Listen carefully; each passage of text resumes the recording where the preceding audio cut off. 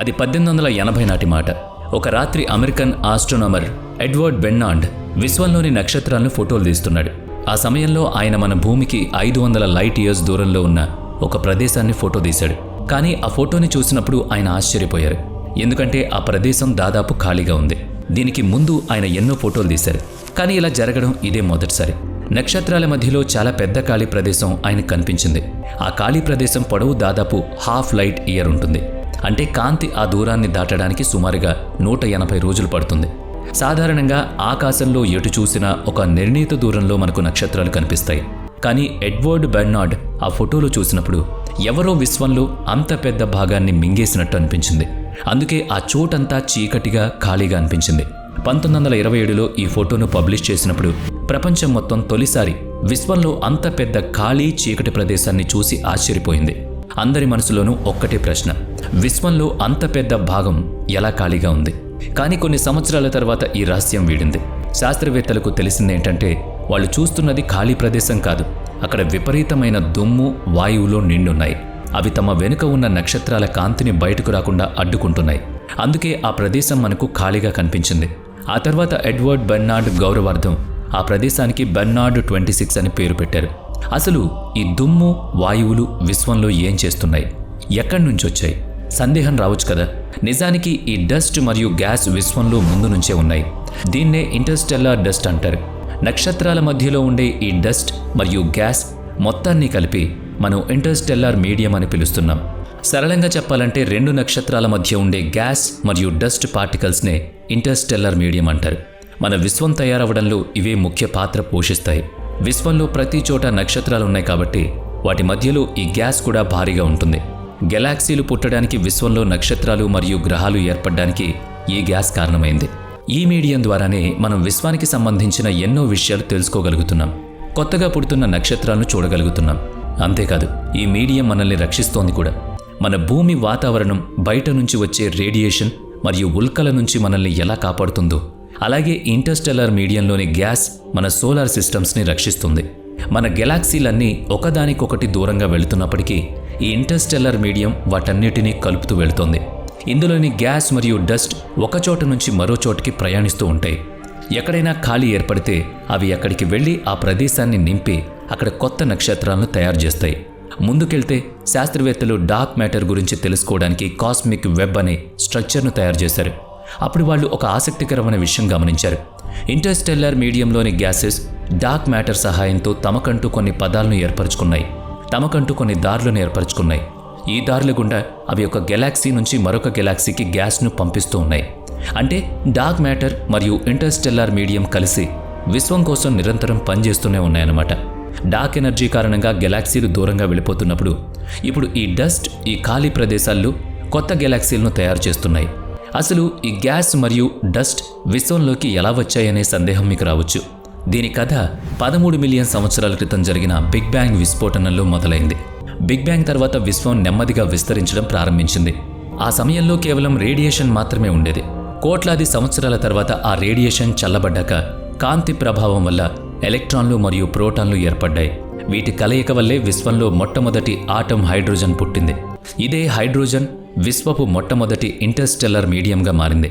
Gravity కారణంగా ఈ hydrogen అంతా ఒక చోట చేరడం మొదలైంది. అలా భారీ మొత్తంలో హైడ్రోజన్ పోగయ్యాక విశ్వంలోనే తొలి నక్షత్రం ఏర్పడింది. ఆ నక్షత్రం మన ఇప్పుడున్న నక్షత్రాల కంటే లక్షల రెట్లు పెద్దగా ఉండేది. ఎందుకంటే తక్కువ స్థలంలోనే ఎక్కువ హైడ్రోజన్ ఉండడం వల్ల గ్రావిటీ చాలా ఎక్కువగా ఉండేది. అందుకే ఒకే చోట విపరీతమైన హైడ్రోజన్ జమ అయ్యేది. ఆ నక్షత్రం మాస్ అంటే ద్రవ్యరాశి విపరీతంగా పెరిగిపోవడం వల్ల దానిమీద గ్రావిటీ ప్రభావం పెరిగి చివరికి అది తన సెంటర్ వైపు కుప్పకూలిపోయింది. దీనివల్ల ఒక భయంకరమైన సూపర్ నోవా పేలుడు సంభవించింది. ఈ పేలుడు వల్ల హైడ్రోజన్ గ్యాస్ మళ్లీ విశ్వం అంతటా విస్తరించింది. ఇదే విశ్వపు మొదటి ఇంటర్స్టెల్లార్ గ్యాస్గా మారి నక్షత్రాల చుట్టూ చేరింది. ఇదే మొదటి ఇంటర్స్టెల్లార్ మీడియం. అయితే హైడ్రోజన్ ఏర్పడిన సమయంలోనే కొంత అయోనైజ్డ్ హైడ్రోజన్ కూడా పుట్టింది. హైడ్రోజన్ నుంచి నక్షత్రాలు ఏర్పడేటప్పుడు ఉండే విపరీతమైన వేడి వల్ల ఎలక్ట్రాన్లు తమ హైడ్రోజన్ ఆర్బిట్ను వదిలేసి బయటకు వచ్చేస్తున్నాయి. దీనివల్ల హైడ్రోజన్ అయోనైజ్ అవుతుంది. దీన్నే మనం అయోనైజ్డ్ హైడ్రోజన్ అంటాం. ఇది కూడా విశ్వమంతా విస్తరించింది. శాస్త్రవేత్తలు ఇంటర్స్టెల్లార్ మీడియంలో హైడ్రోజన్ సాంద్రతను లెక్కిస్తున్నప్పుడు ఒక ఆసక్తికరమైన విషయం తెలిసింది. అంతరిక్షంలో ప్రతి ఒక్క సెంటీమీటర్ క్యూబ్లో కేవలం ఒకే ఒక హైడ్రోజన్ ఆటం ఉంది. మన భూమి వాతావరణంతో పోలిస్తే ఇది చాలా చాలా తక్కువ. కానీ దీనివల్ల ఇంటర్స్టెల్లార్ మీడియంకు ఒక లాభం జరిగింది. ఈ హైడ్రోజన్ మరియు అయనైజ్డ్ హైడ్రోజన్ కలిసి విశ్వంలో భారీ మేఘాలను ఏర్పరిచాయి. ఇవే కొత్త నక్షత్రాలు పుట్టడానికి సహాయపడతాయి. ఈ గ్యాస్ ఎక్కడైతే పోగవుతుందో అక్కడ అది కాంతిని పీల్చుకుంటుంది. అందుకే అక్కడి నుంచి కాంతి బయటకు రాలేక ఆ ప్రాంతం చీకటిగా కనిపిస్తుంది. ఇందాక మనం చెప్పుకున్న బెర్నార్డ్ 26 దీనికి అతిపెద్ద ఉదాహరణ. అదొక భారీ డార్క్ క్లౌడ్. అక్కడ ఇలాంటి గ్యాస్ ఉండడం వల్లే కాంతి అందులో చిక్కుకుపోయి అక్కడంతా గాఢాంధకారం అలుముకుంది. కానీ ఆ మేఘాల వెనుక ఏముందో చూడ్డానికి కూడా ఆ హైడ్రోజన్ మరియు అయనైజ్డ్ హైడ్రోజన్ మనకు సహాయపడతాయి. శాస్త్రవేత్తలు బెర్నార్డ్ 26 పై పరిశోధన చేస్తున్నప్పుడు అక్కడి నుంచి కొన్ని రేడియో తరంగాలు రావడం గమనించారు.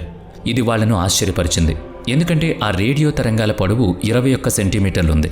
వాటి శక్తి చాలా తక్కువ కాబట్టి కేవలం రేడియో యాంటెన్నాలతో మాత్రమే వాటిని గుర్తించగలం. ఎప్పుడైతే ఈ రేడియో తరంగాలు దొరికాయో బెర్నార్డ్ 26 మిస్టరీ వీడింది. ఎందుకంటే 21 సెంటీమీటర్ల పొడవున్న రేడియో తరంగాలు కేవలం హైడ్రోజన్ నుంచి మాత్రమే వస్తాయి. హైడ్రోజన్లోని ఎలక్ట్రాన్ మరియు ప్రోటాన్ ఉంటాయని మనకు తెలుసు. ఇవి రెండూ ఒకదానికొకటి వ్యతిరేక దిశలో తిరిగినప్పుడు చాలా తక్కువ శక్తి ఉన్న రేడియో తరంగాలు పుడతాయి. దీన్ని బట్టి ఆ చీకటి మేఘం హైడ్రోజన్ గ్యాస్తో నిండుందని, అందుకే వెనుక ఉన్న నక్షత్రాలు కనిపించడం లేదని శాస్త్రవేత్తలకు అర్థమైంది. ఈ రేడియో తరంగాల వల్ల బెర్నార్డ్ 26 గురించి చాలా సమాచారం తేలింది. కానీ ఇంకా ఒక సమస్య ఉంది. ఆ మేఘం లోపల ఏముందో చూడడం ఎలా? ఎందుకంటే హైడ్రోజన్ ఉన్న చోటే కొత్త నక్షత్ర పుంతలుంటాయి. శాస్త్రవేత్తలకి తెలుసు.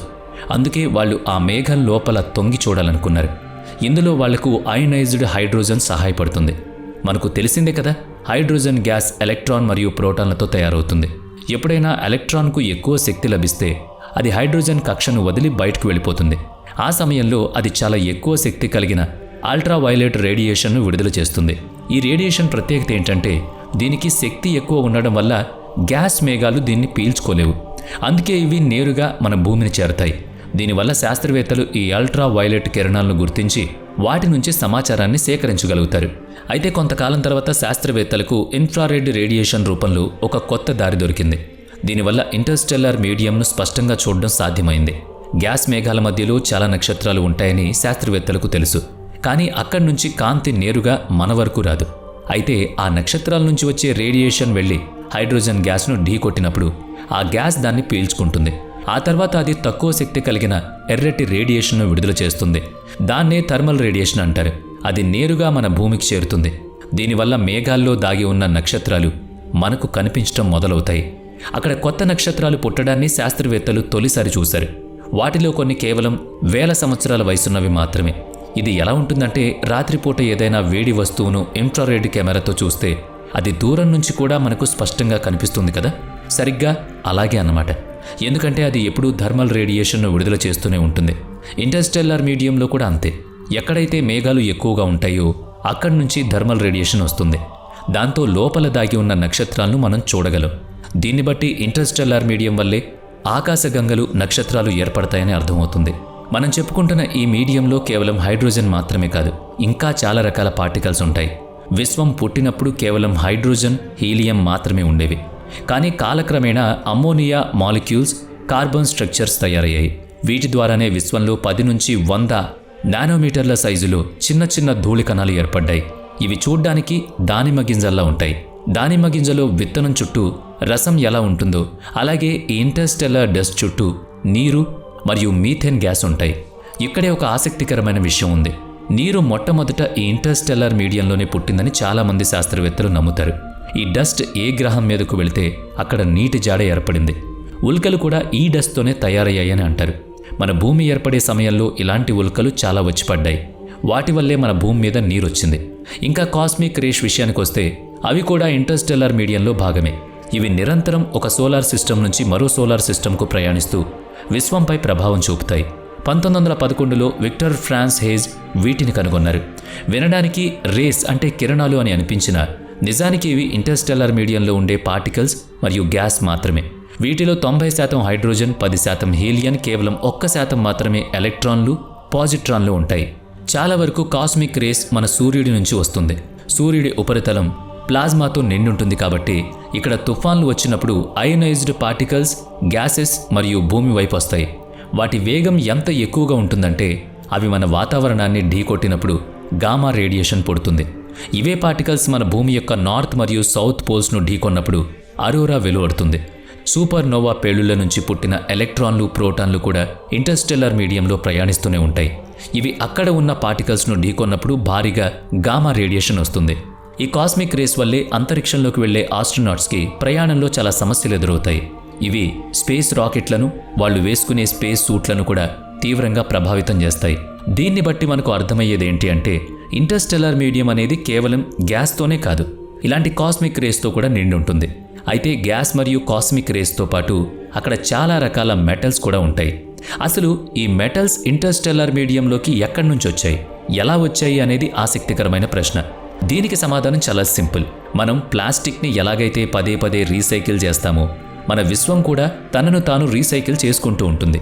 ఈ రీసైక్లింగ్ ప్రాసెస్ వల్లే మన విశ్వంలోకి మెటల్స్ వచ్చి చేరతాయి. దీన్ని మొదటి నుంచి చూద్దాం. బిగ్ బ్యాంగ్ జరిగినప్పుడు విశ్వం అంతా హైడ్రోజన్ గ్యాస్ మాత్రమే ఉండేది. అదే విశ్వం యొక్క మొట్టమొదటి ఇంటర్స్టెల్లార్ మీడియం. ఆ గ్యాస్ ద్వారా నక్షత్రాలు ఏర్పడి పేలిపోయినప్పుడు రెండోసారి ఇంటర్స్టెల్లార్ మీడియంలో హైడ్రోజన్తో పాటు హీలియం కూడా చేరింది. ఆ తర్వాత ఆ ఆటమ్స్ కలిసి భారీ నక్షత్రాలు తయారయ్యాయి. ఆ నక్షత్రాల కోర్ అంటే గర్భంలో ఐరన్ లాంటి బరువున్న మెటల్స్ తయారయ్యాయి. కొంతకాలం తర్వాత సూపర్ నోవా కంటే ఎన్నో రెట్లు పెద్దదైన టైప్ 2 సూపర్ నోవా పేలుళ్లు జరిగాయి. దీనివల్ల గ్యాస్, డస్ట్ మళ్లీ నలువైపులా విస్తరించాయి. ఆ నక్షత్రాల కోర్లో ఉన్న మెటల్స్ కూడా విశ్వంలో వ్యాపించడం మొదలైంది. ఇలా ఈ రీసైక్లింగ్ ప్రాసెస్ కోట్లాది సంవత్సరాలు జరుగుతూనే ఉంది. ఈ ప్రాసెస్ ఎంత పాతదంటే ఇంటర్స్టెల్లార్ మీడియంలోని గ్యాస్ మరియు డస్ట్ యొక్క కెమికల్ స్ట్రక్చర్ అంతా కాంప్లెక్స్ అయిపోయింది. ఈ రీసైక్లింగ్ వల్లే ఆక్సిజన్, సిలికాన్ లాంటివి పుట్టాయి. ఈరోజు మన గ్రహం మీద మెటల్స్ ఉన్నాయంటే దానికి ప్రధాన కారణం విశ్వం జరుపుకున్న ఈ రీసైక్లింగ్ క్రియే. ప్రస్తుత పరిశోధనల ప్రకారం ఇంటర్స్టెల్లార్ మీడియంలో మనకు తెలియని పార్టికల్స్ ఇంకా చాలానే ఉన్నాయి. అందులో మొట్టమొదటి పేరు న్యూట్రినో. ఇవి నక్షత్రాలు, సూపర్ నోవా పేలుల నుంచి పుట్టి విశ్వం నలుమూలలా తిరుగుతూ ఉంటాయి. ఇవి సైజులో చాలా చిన్నవి. కొన్ని సంవత్సరాల క్రితం వరకు వీటికి బరువు అంటే మాస్ లేదని అనుకునేవాళ్ళు. కానీ 2015లో జపాన్ సైంటిస్ట్ టకాటికి కజితా న్యూట్రాన్లకు మాస్ ఉంటుందని నిరూపించి నోబెల్ ప్రైజ్ కొట్టేశాడు. అందుకే న్యూట్రాన్లు ఇంటర్స్టెల్లార్ మీడియానికి కొత్త అతిథిగా పుట్టుకొచ్చాయి. అలాగే డార్క్ మ్యాటర్ కూడా ఇందులో మరో కొత్త అతిథి కావచ్చు. కానీ దాని గురించి సైంటిస్టుల దగ్గర ఇప్పటికీ సరైన సమాధానం లేదు. ఎందుకంటే అది కాంతిని ఇవ్వదు, కాంతితో రియాక్ట్ అవ్వదు. కానీ డార్క్ మ్యాటర్ అనేది ఏదో ఒక బరువైన కంటికి కనిపించని పదార్థంతో తయారై ఉంటుందని సైంటిస్టులు నమ్మారు. ఈ రోజు కాకపోయినా రేపైనా దాన్ని మనం ఖచ్చితంగా కనిపెడతాం. ఇప్పటి వరకు మనం ఇంటర్స్టెల్లార్ మీడియంలో ఉండే గ్యాస్ మరియు పార్టికల్స్ గురించి తెలుసుకున్నాం. వాటి వల్లే నక్షత్రాలు, గెలాక్సీలు ఏర్పడ్డాయని చూసాం. ఇప్పుడు ఈ గ్యాసెస్ వల్ల మన సోలార్ సిస్టమ్ ఎలా రక్షించబడుతుందో, దానివల్ల భూమిపై జీవం ఎలా నిలబడుతుందో తెలుసుకుందాం. అది తెలుసుకునే ముందు అసలు భూమి అంటే ఏంటి, దాన్ని మనం ఎలా నిర్వచిస్తాం? చాలామంది భూమి అంటే మట్టి, నీళ్లతో ఉండి సూర్యుడి చుట్టూ తిరిగే ఒక గోళం అంటారు. కానీ ఆ సమాధానం పూర్తిగా సరైంది కాదు. భూమి అంటే కేవలం మట్టి, నీళ్లు మాత్రమే కాదు. మన వాతావరణం, అలాగే నార్త్ మరియు సౌత్ పోల్స్లో ఉండే మ్యాగ్నెటిక్ ఫీల్డ్ కూడా భూమిలో భాగమే. ఎవరైనా భూమి గురించి చెప్పాలంటే వాతావరణం మరియు మ్యాగ్నెటిక్ ఫీల్డ్ లేకుండా చెప్పలేరు. ఎందుకంటే ఈ వాతావరణం, మ్యాగ్నెటిక్ ఫీల్డ్ మాత్రమే బయట నుంచి వచ్చే ప్రమాదకరమైన కాస్మిక్ రేస్ మరియు ఉల్కల నుంచి మనల్ని కాపాడుతోంది. ఇది ఏర్పడడానికి కారణం కూడా ఇంటర్స్టెల్లార్ మీడియమే. మన సూర్యుడు తయారవుతున్న సమయంలో ప్లాస్మాలో జరిగిన విపరీతమైన అలజడి వల్ల చాలా అయానిక్ పార్టికల్స్ మరియు గ్యాసెస్ సూర్యుని నుంచి బయటకు విసిరేయబడ్డాయి. అలా బయటకు వచ్చినవన్నీ కొంత దూరంలో ఒక గ్యాస్ పొరలాగా ఏర్పడ్డాయి.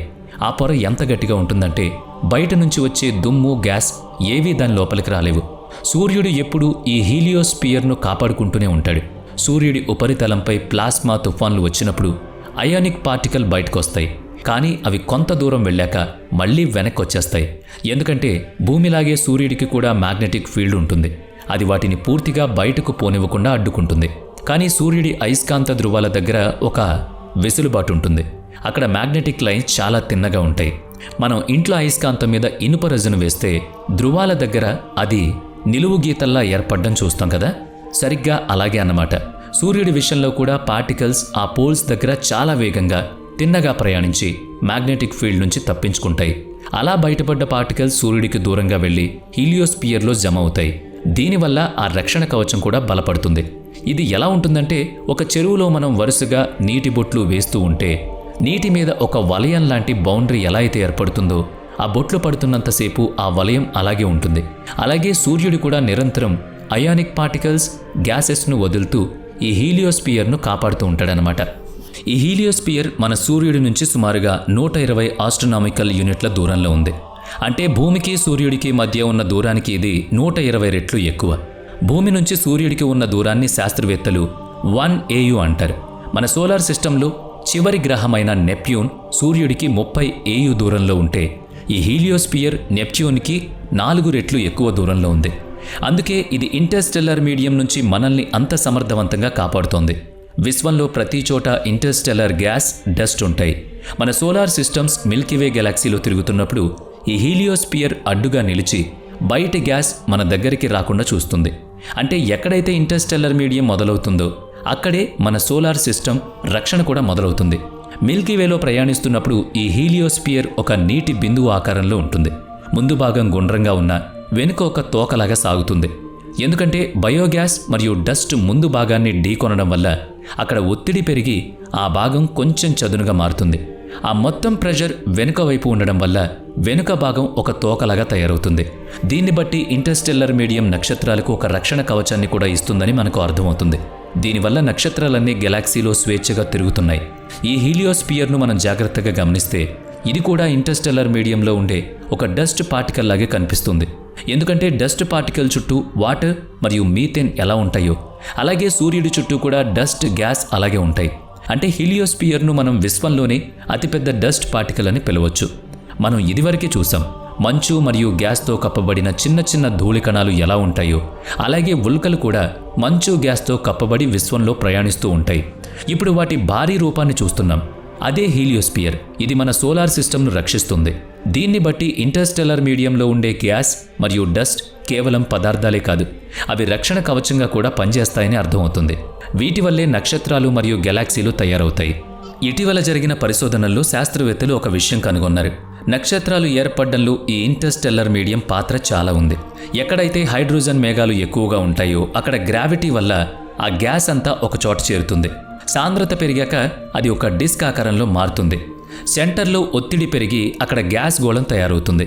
ఆ డస్ట్ పార్టికల్స్ దాని చుట్టూ ఒక రింగ్లా ఏర్పడతాయి. ఇది శనిగ్రహం చుట్టూ ఉండే బెల్ట్లా ఉండి ఆ కొత్త గ్రహాన్ని కప్పుంచుతుంది. నక్షత్రం పూర్తిగా తయారయ్యే వరకు ఈ గ్యాస్ రింగ్ దాన్ని కాపాడుతుంది. ఇది తల్లి గర్భంలో బిడ్డ పెరిగినట్టే ఉంటుందన్నమాట. అయితే శాస్త్రవేత్తలు ఇప్పుడు కనుగొన్న విషయం మరింత ఆశ్చర్యకరంగా ఉంది. అదే లోకల్ బబుల్. ఇది ఇంటర్స్టెల్లార్ బబుల్స్ అన్నిటిలోనూ చాలా పెద్దది. ఇప్పటి వరకు హీలియోస్పియర్ కంటే పెద్ద బబుల్ ఏదీ లేదని మనం అనుకునేవాళ్ళం. కానీ మన మిల్కీవే గెలాక్సీలో ఒక మహా విస్ఫోటనం వల్ల ఏర్పడిన భారీ బబుల్ ఉంది. అదే మన భూమిపై జీవాన్ని కాపాడుతూ వస్తోంది. దీని గురించి క్యాథరిన్ జెరెక్ అనే ఆస్ట్రోఫిజిసిస్ట్ పరిశోధించారు. ఆమె సెంటర్ ఫర్ ఆస్ట్రోఫిజిక్స్లో పనిచేశారు. క్యాథరిన్ మరియు ఆమె టీం ఓరియన్ ఆర్మ్ను 3D స్కాన్ చేయాలనుకున్నారు. ఓరియన్ ఆర్మ్ పొడవు సుమారుగా 10,000 లైట్ ఇయర్స్ ఉంటుంది. దీనికోసం వాళ్ళు యూరోపియన్ స్పేస్ ఏజెన్సీకి చెందిన గయా స్పేస్ అబ్జర్వేటరీ సహాయం తీసుకున్నారు. అలా వాళ్ళు ఓరియన్ ఆర్మ్ యొక్క 3D మ్యాప్ను తయారు చేశారు. ఇది కేవలం 14 మిలియన్ సంవత్సరాల నాటిది. ఈ మ్యాప్ను చూసినప్పుడు వాళ్లకు అది గుండ్రంగా కాకుండా ఒక వేరుశెనగ గింజ ఆకారంలో కనిపించింది. ఆ బబుల్ అంచుల్లో కొత్త నక్షత్రాలు పుడుతున్నాయి. ఆ అంచులన్నీ హైడ్రోజన్ గ్యాస్తో నిండున్నాయి. కానీ అసలు షాకింగ్ ఏంటంటే ఆ బబుల్ లోపల చాలా సోలార్ సిస్టమ్స్ ఉన్నాయి. అందులో మన సోలార్ సిస్టమ్ కూడా ఒకటి. అంటే మన సోలార్ సిస్టమ్ ఒక హీలియోస్పియర్లో ఉంటూనే అంతకంటే పెద్దదైన మరో బబుల్ లోపల ఉందన్నమాట. అసలు ఇంత పెద్ద బబుల్ ఇంటర్స్టెల్లార్ మీడియంలో ఎలా ఏర్పడింది? క్యాథరిన్ పరిశోధనలో తేలిందేంటంటే ఆ బబుల్ లోపల సుమారుగా 15 సూపర్ నోవా పేలుళ్లు జరిగాయి. దీనివల్ల ఇంటర్స్టెల్లార్ మీడియంలో విపరీతమైన ప్రెషర్ పుట్టింది. అక్కడ ఉన్న గ్యాస్ అంతా వేగంగా బయట వైపుకు నెట్టబడింది. కొద్ది కాలంలోనే అది ఒక లోకల్ బబుల్లా మారిపోయింది. దీని బౌండరీ సెకనుకు 7 కిలోమీటర్ల వేగంతో విస్తరిస్తూ వచ్చింది. ఇక్కడే శాస్త్రవేత్తలకు ఒక సందేహం కూడా వచ్చింది. అన్ని సూపర్ నోవా పేలుళ్లు జరిగితే వాటి మధ్యలో ఉండి కూడా మన భూమి ఎలా బతికింది? భూమిపై జీవం 4 బిలియన్ సంవత్సరాల క్రితమే మొదలైంది. కానీ ఈ సూపర్ నోవాలు కేవలం కొన్ని మిలియన్ సంవత్సరాల క్రితమే జరిగాయి. ఆ రేడియేషన్ వల్ల మన భూమి ఎప్పుడూ అంతరించిపోవాలి కదా, కానీ మనం ఇంకా బతికే ఉన్నాం, మనకేం కాలేదు. దీనికి సమాధానం ఏంటంటే మన సోలార్ సిస్టమ్ మొదటి నుంచి అక్కడ లేదు. అది మిల్కీవే గెలాక్సీలో తిరుగుతూ అనుకోకుండా ఆ బబుల్ లోపలికి వచ్చి చిక్కుకుంది.